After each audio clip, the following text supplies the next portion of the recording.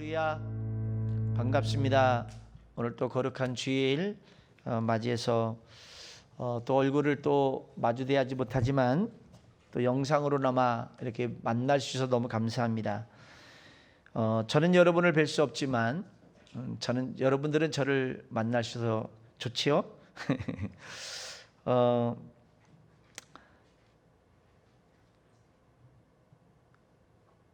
오늘 우리에게 주시는 하나님의 말씀을 통해서 하나님이 원하시는 삶이 뭘까라는 것을 생각해보고 특별히 영적으로 성장하는 것이 하나님의 뜻이 아닐까라고 생각을 해서 당분간 몇 주 동안 이 영적 성장에 대해서 같이 나누려고 합니다. 지금 우리는 참으로 어려운 시기를 살고 있는데요. 여러분들에게 사진을 하나 보여드리면서 말씀을 시작하고자 합니다. 사진 한 장 보시죠.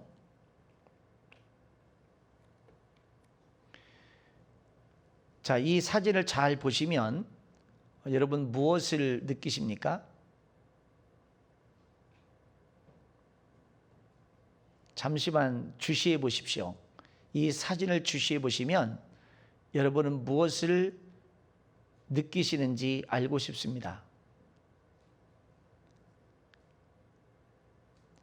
자, 꽃 한 송이, 꽃 몇 송이가 지금 두 송인가요? 세 송인가가 보이는데 아주 가냘픈 나무에 꽃이 보이고 있습니다. 그런데 잘 살펴보시면 바위라는 거예요. 바위. 그것도 바위가 갈라진 틈 속에 살아남을 수 없는, 생존할 수 없는 환경 속에서 어떻게 뿌리를 내렸고 어떻게 생존을 했는지 모르겠지만 아름다운 자태의 꽃을 피우고 있습니다. 저는 이 사진 한 장을 보면서 큰 감동을 받았습니다.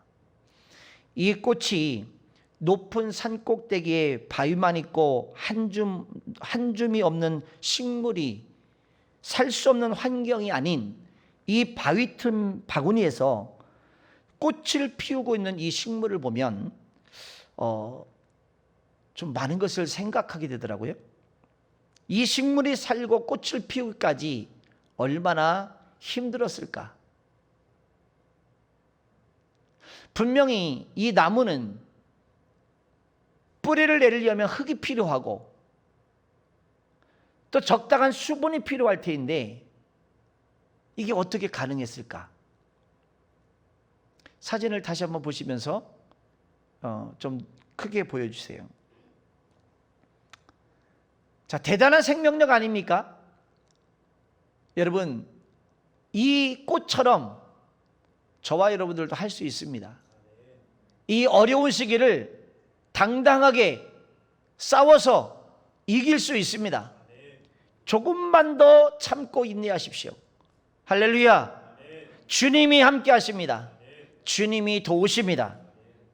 여러분, 한국교회가 한 6만여의 교회가 있습니다. 자그마한 기도처까지 하면 약 8만여 교회가 있습니다.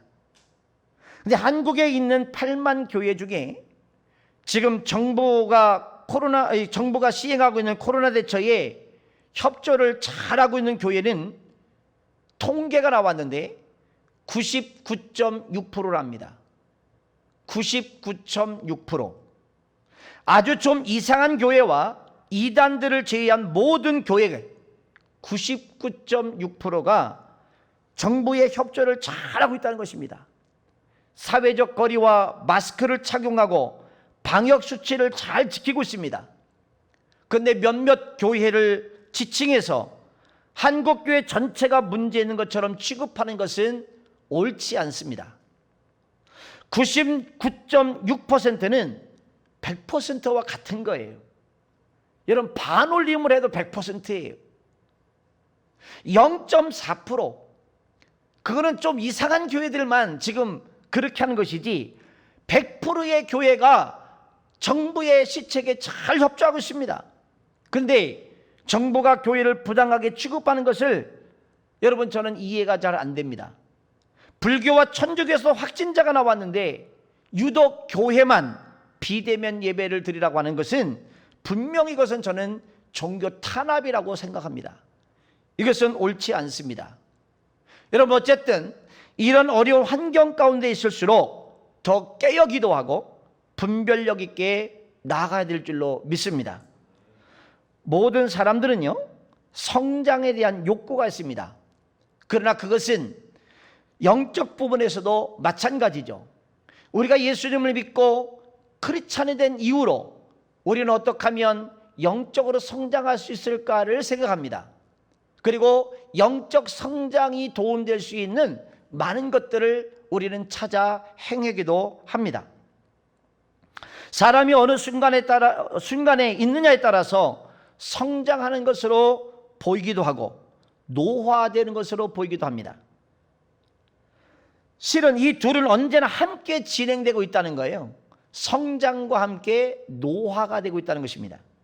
어린아이들은 항상 성장만 할 것처럼 보이지만 시간이 흐르는 것은 결국 노화된다는 것을 의미하고 있습니다. 반대로 노인들은 성장이 멈추었을 것처럼 보이지만 여러 연구에 의하면 노인이 되어도요, 뇌를 활발히 활용하는 뇌가 성장한다는 사실이 밝혀졌습니다. 그러니까 가만히 있으면 뇌는 성장하는 것이 아니라 노화가 되는 것입니다. 그런데 이 뇌를 자꾸만 활용하고 쓰기 시작하면 뇌는 성장하더라는 거예요. 여기서 우리가 알 수 있는 사실 한 가지는 뭐냐면 활용하지 않으면 늙는다는 거예요. 교회에서 특별히 특별 집회 또는 신년 새해에 기도 제목을 써내셔서 기도를 해드리겠다고 그러면 다양한 기도의 제목이 있지만 공통적인 기도 제목, 가족 구원, 자녀를 위한 기도 제목, 건강, 물질 회복, 또 그리고 여러 비전에 관한 것들이 주류를 이루고 있습니다.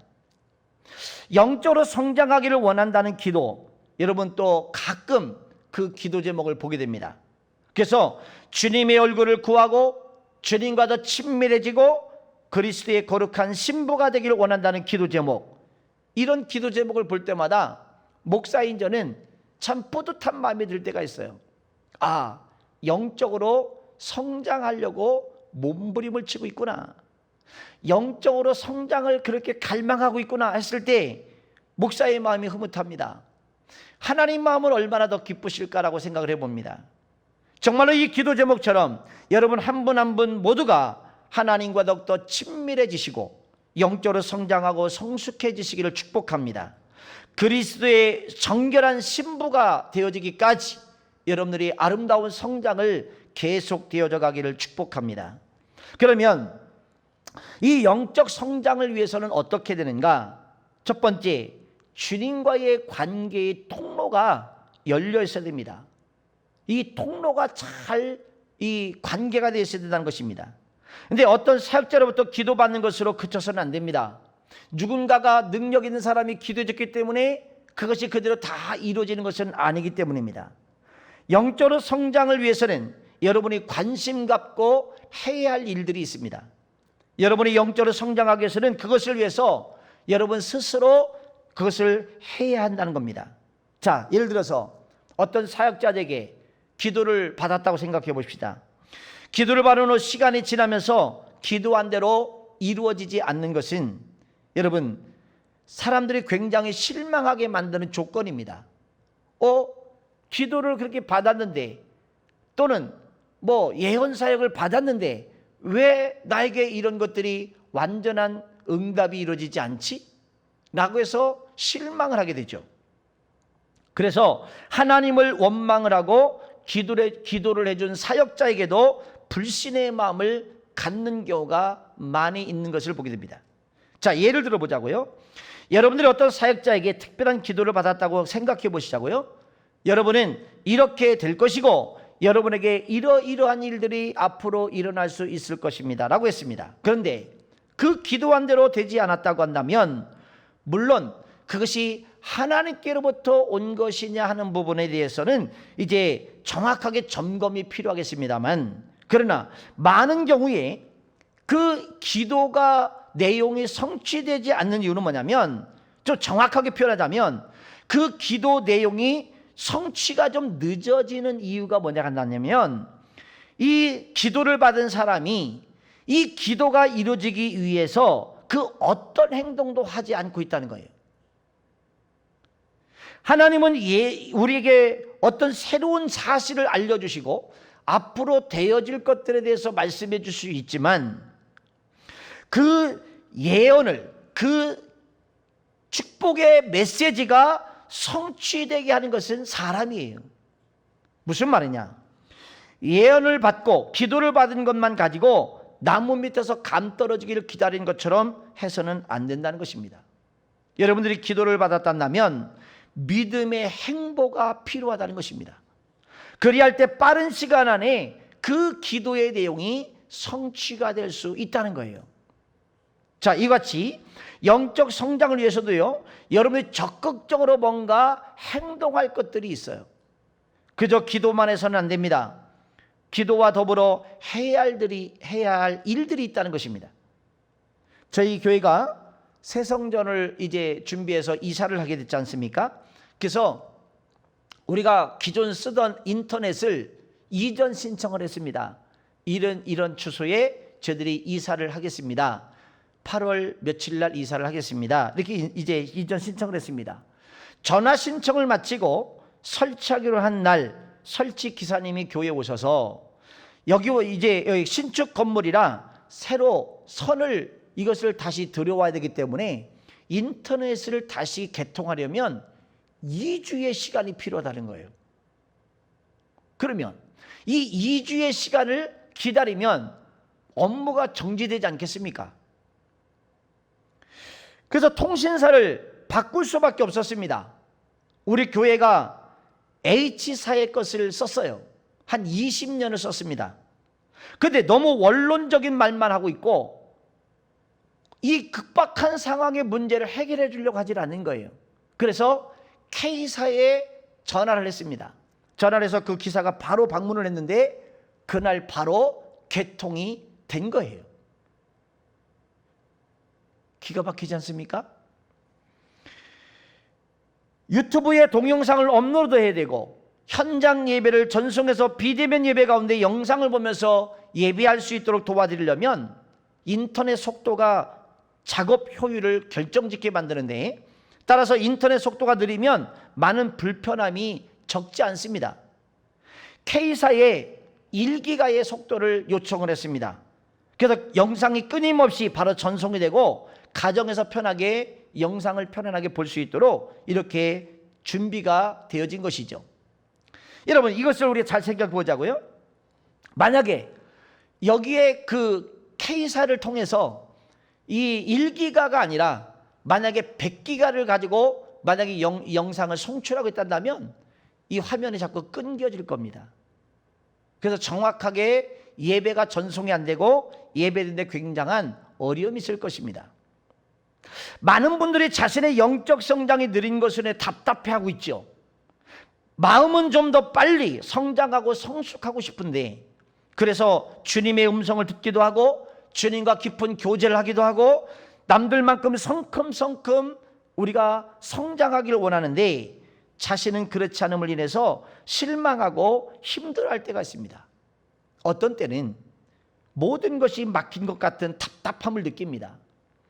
내가 지금 어디에 서 있는지, 그리고 어느 방향으로 향해 나갈지 몰라서 힘들어하고 있습니다.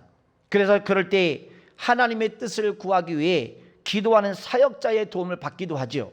그런데 그런 경우 하나님께서 말씀하신 답이 뭐냐면 그것은 영적 환경을 바꾸라는 겁니다.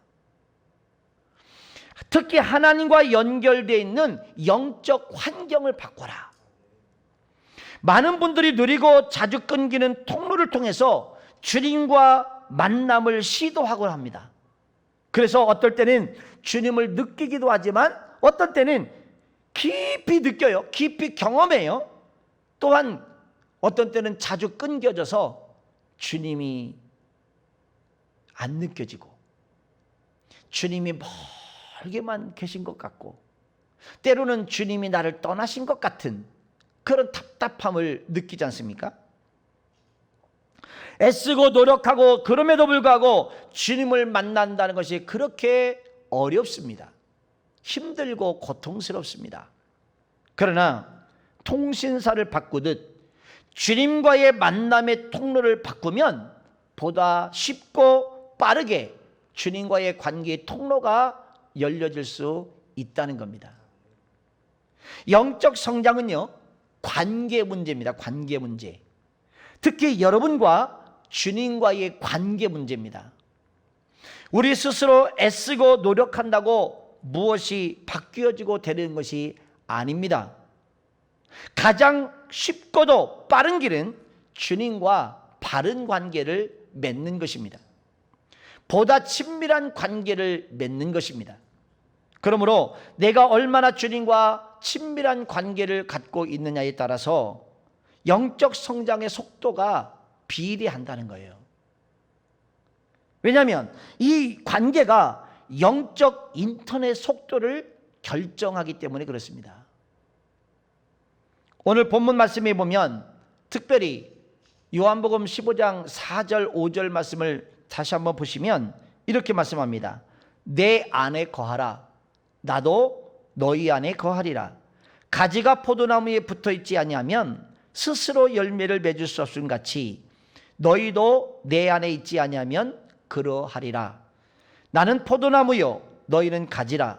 그가 내 안에 내가 그 안에 거하면 사람이 열매를 많이 맺나니 나를 떠나서는 너희가 아무것도 할 수 없음이라.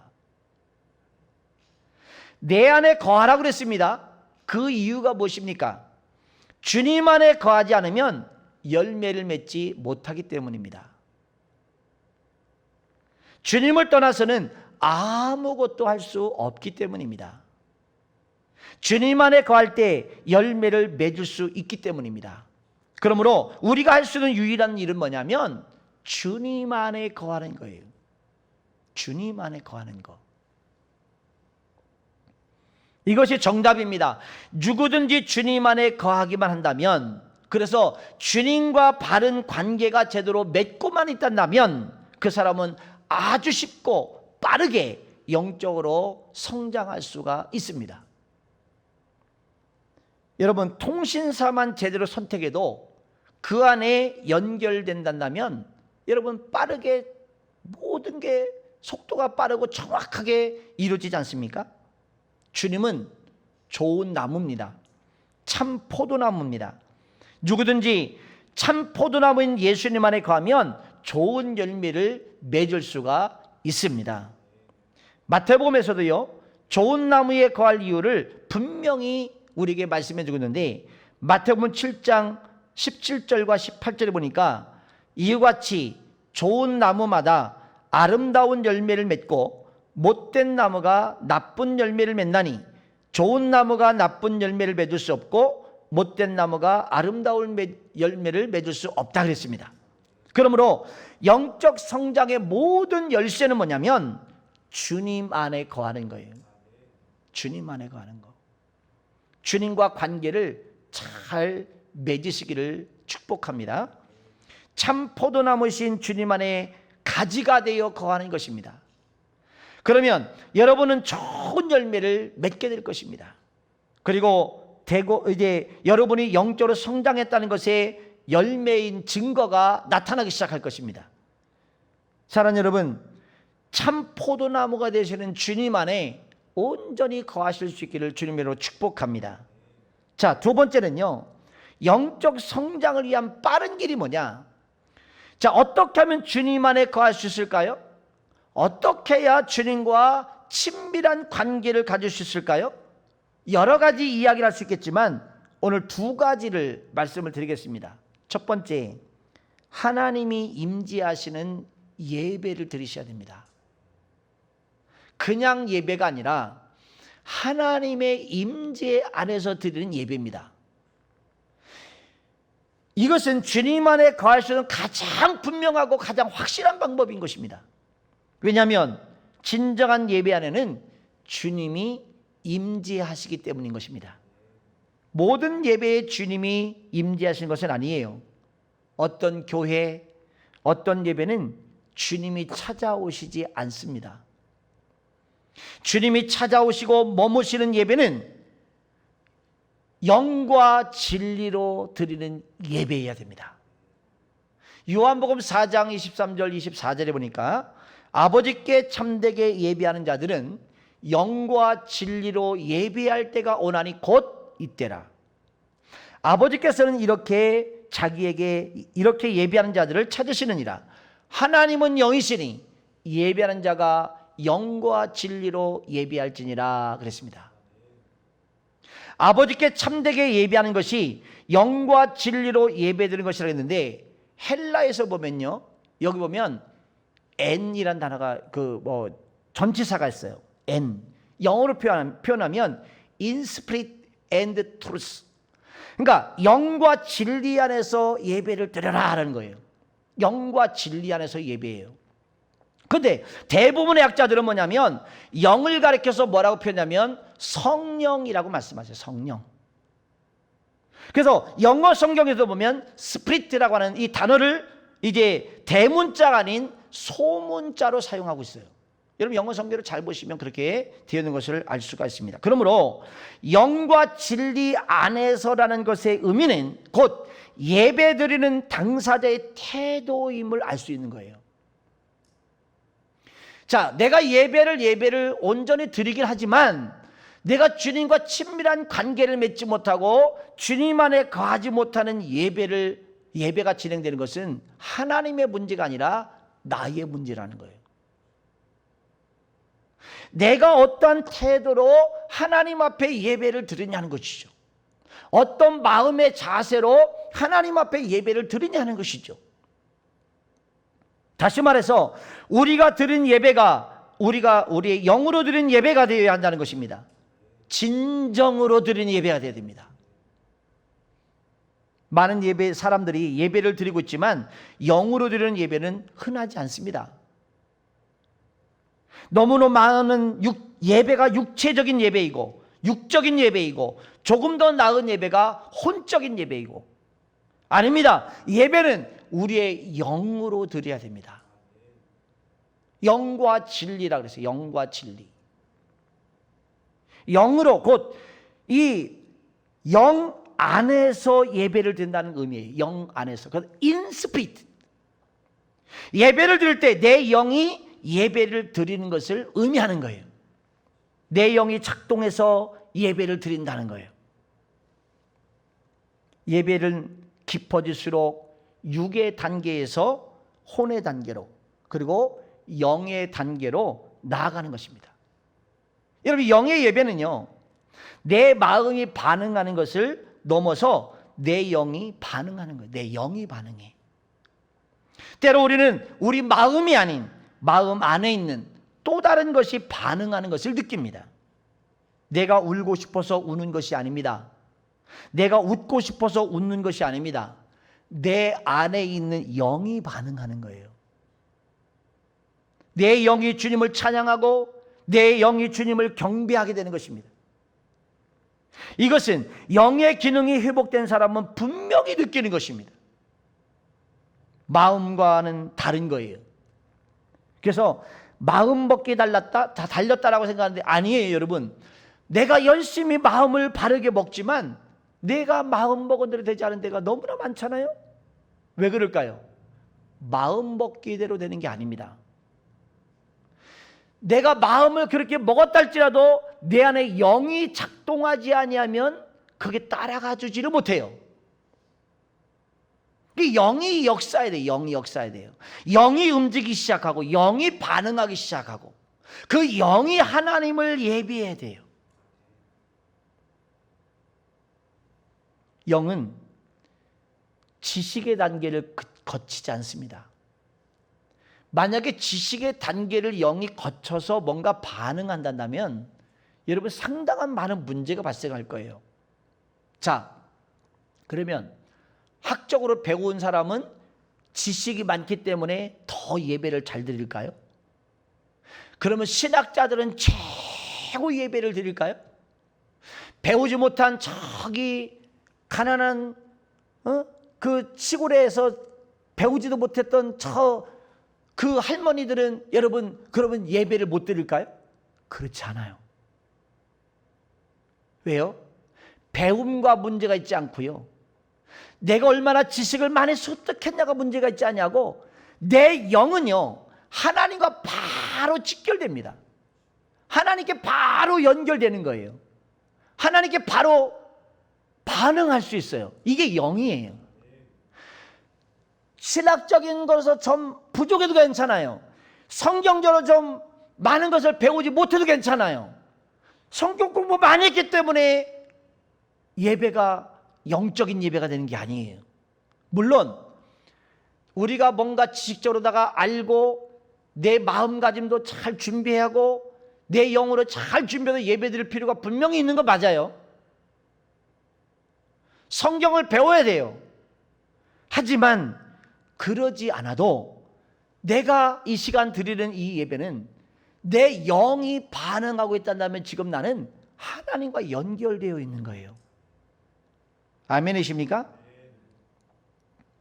무엇이든지 즉시로 깨닫게 되고 즉시로 느껴지고 즉시로 반응합니다. 따라서 영 안에서 예배하는 것은 내 마음 하는 그런 이 영이 하는 예배가 됩니다. 그런데 이런 곳에 성령께서 임하시는데요, 그리고 하나님과 영적 교제가 일어나게 되는데, 그러면 모든 것이 만족함이 오기 시작합니다. 감사함이 오기 시작합니다. 하나님과 영이 딱 이게 교차가 일어나고 하나님부터 뭔가 영이 터치가 당해질 때 우리 안에 뭔가 영이 반응이 일어나기 시작해서 그때부터 마음이 부드러워지기 시작하고 감격 있기 시작하고 감동이 생기고 은혜가 있게 되고 평안이 있게 되고 그 눈물이 감사의 눈물이 있게 되고 신앙의 고백이 있게 되고 이런 많은 것들이 작동하기 시작해요. 답답하고 컬컬했던 것들이 싹 사라지기 시작합니다. 우리 마음이 그렇게 힘들고 지쳐서 숨도 못 쉴 것 같은 답답함 속에 있었던 그런 상황들이 한순간에 뭔가 확 맺힌 것이 풀려지듯이 내 안에서 본물이 팍팍 터져나가듯이 이런 느낌이 들기 시작합니다. 이게 하나님과의 영의 교착점에서 일어나는 역사예요. 여러분, 이거는 우리가 하나님 앞에 드리는 이 예배 현장에서도 있을 수 있는 것이고요, 여러분들이 어떤 곳에 있든지 하나님을 예배하는 그 장소에서 분명히 그 역사는 일어납니다. 아멘이십니까? 되게 웃기지만요, 얼마 전에 며칠 전에 목양실에서 제가 예배 영상에 대한 모니터링을 했어요. 그런데 특별히 수요 예배 모니터링을 하는데 목요일 날이었던 것 같습니다. 어느 순간에 갑자기 제 마음이 막 울컥하는 거예요. 제가 영상을 보고 있는 거잖아요. 그리고 그 찬양하며 기도하는 그 똑같은 것이 그 수요 예배 때 느껴졌던 그것이 그 이상의 것이 느껴지기 시작하면서 목양실에서 제가 눈물이 터졌어요. 엉엉 울었어요. 아무도 없으니까 너무 좋대요, 우는데. 사람들이 있으면 막 또 이제 사람들 신경 쓰고 그러는데 아무도 없으니까 엉엉 울었어요. 하나님과의 영에 뭔가 터치가 있었던 것이죠. 일반적으로 영상을 보고 있다고 여러분 내가 울음이 터집니까? 잘 안 돼요. 물론 혼적인 기능을 통해서도 눈물이 나올 수 있어요. 감동이 될 수 있어요. 그러나 진짜 내 영에 하나님의 터치가 일어났을 때 그 안에서 오는 감격과 기쁨, 영적인 희열은 이루 말할 수 없는 것입니다. 너무 감사했어요.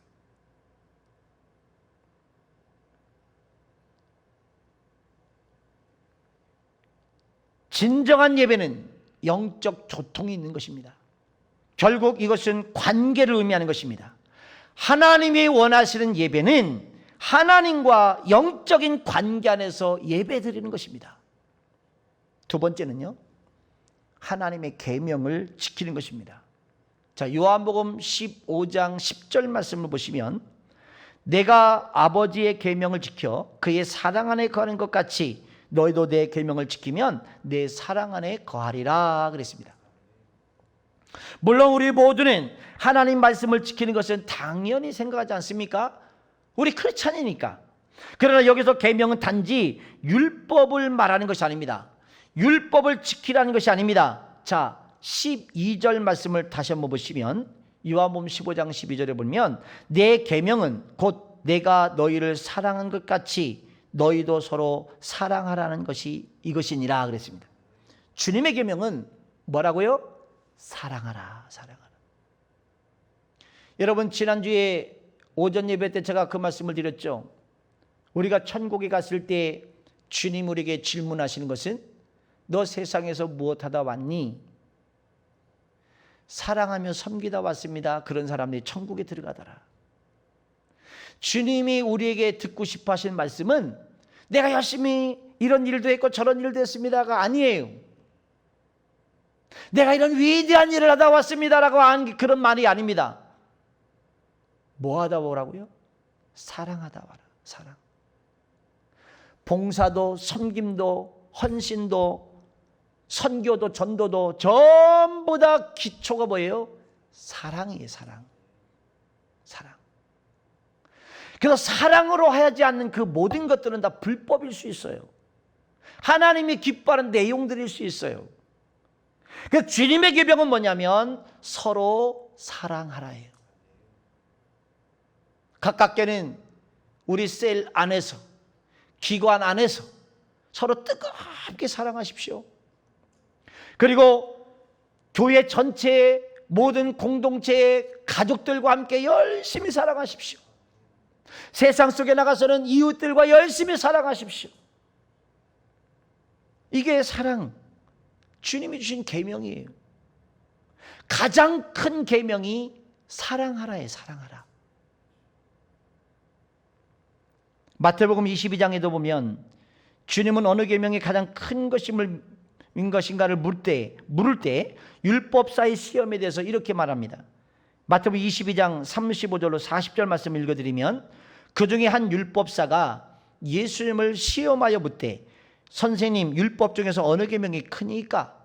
예수께서 이르시되 내 마음을 다하고 목숨을 다하고 뜻을 다하여 주 너희 하나님을 사랑하라 하셨으니 이것이 크고 첫째 되는 계명이요 둘째도 이와 같으니 내 이웃을 내 자신같이 사랑하라 하셨으니 이 두 계명이 온 율법과 선지자의 강령이니라. 가장 큰 계명이 뭐라고요? 사랑. 예수님이 친히 하신 말씀이에요. 사랑하라. 우리가 서로 사랑하면 우리는 주님의 계명을 지키는 것이다 그랬습니다. 그런데 이 사랑을 말하면서 단지 사랑하라 라고 하지 않았습니다. 어떻게 사랑하라 그랬어요? 목숨을 다하고 마음을 다하고 뜻을 다하여 내 이웃을 이같이 사랑하라. 참 어려운 일입니다. 목숨을 다해서 사랑한다. 마음을 다해서 사랑한다. 뜻을 다하여 사랑한다. 참 어려운 일입니다.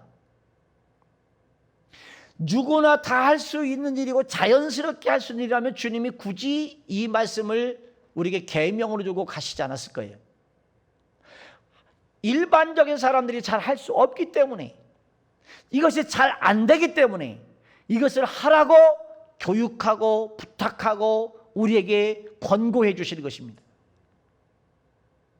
따라서 사랑은 모든 것을 다한 사랑을 가리키는 것입니다. 자신의 목숨보다도 더 사랑하는 사랑을 말하는 것입니다. 자신의 온 마음을 다하여 온 정성을 다하여 사랑하는 사랑을 말하는 것입니다. 우리가 하나님을 사랑한다는 것은요, 어떤 조건에 있어서 되어서는 안 됩니다. 어떤 환경, 어떤 상황에 따라 사랑하는 것이 아닙니다. 모든 환경, 모든 조건, 모든 상황 속에서도 모든 것을 내어준다 할지라도 사랑하라는 것입니다. 그래서 진짜 사랑의 고백은 내가 뭔가 소유되어지고 내가 편안하고 잘 되기 때문에 하는 고백이 아니라 내게 소유되고 있었던 것을 다 빼앗겨진 상태에서, 잃어버린 상태에서 할 수 있는 사랑이 진짜 사랑이에요.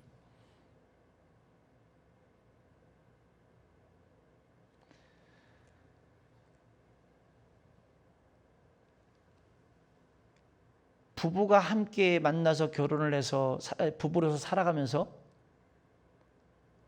경제적인 상황이 나쁘다고 서로 갈라서서 남남이 된다? 과연 사랑으로 결혼한 것일까요?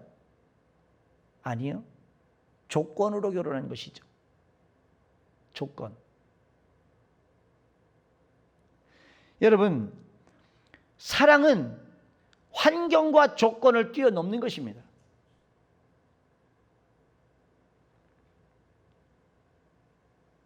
어떤 환경이 됐든, 어떤 조건이 됐든, 어떤 내가 감당하기 어려운 상황이 됐든 그것을 함께 뛰어넘는 것이 사랑이에요. 만일 우리가 그 사랑을 가진다면 우리는 하나님의 계명을 지킬 수 있습니다. 그리고 그 사랑을 가질 때 우리 역시 하나님의 사랑 안에 거하게 됩니다. 하나님은 전부를 원하십니다. 전부가 아닌 99%는 받지 않으십니다. 마음의 100%를 쏟는 그 사랑, 주님이 인정하시고 받으시는 사랑이에요. 여러분, 100% 쏟으십시오. 99%가 아닙니다. 주님을 사랑하되 100% 순수한 마음을 가지고 사랑하십시오. 그래서 그렇게 사랑할 때 우리는 비로소 주님의 계명을 지키게 되는 것입니다. 그리고 사랑 안에 거하게 됩니다. 따라서 사랑은 관계로 설명되는 거예요. 내가 하나님을 사랑하는 것과 하나님이 나를 사랑하는 것이 바로 바른 관계인 것입니다. 그리고 그 하나님을 인정하는 관계는 내 모든 것에 100%를 들여서 사랑하는 관계인 것입니다. 그리고 이같이 할 때 내가 하나님과 친밀하다라고 말할 수가 있어요. 하나님과 친밀하다. 하나님께 다 내어드릴 수 있겠습니까? 아낌없이. 찬송가의 가사처럼 내게 있는 모든 것을 아낌없이 드리네. 정말 아낌없이 드릴 수 있습니까? 한 부분은 빼놓고 주님, 내가 살고 봐야죠. 나도 할 일이 많고 쓸 일이 많고. 그런데 어떻게 100% 아낌없이 다 드리라고 그러세요? 이건 말도 안 돼요 라고 생각할 수도 있을 거예요.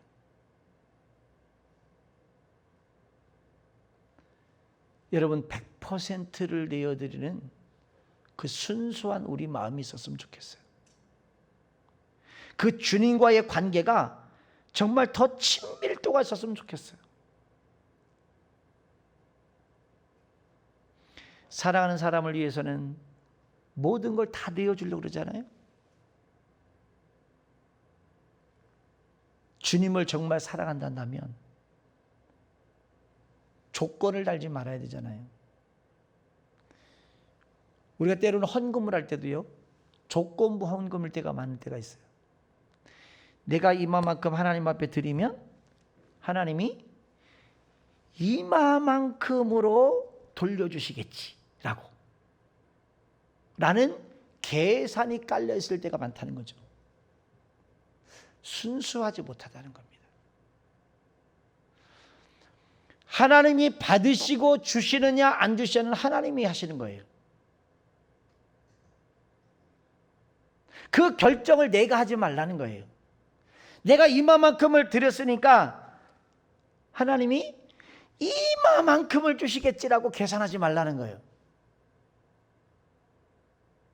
그거는 조건이잖아요, 조건.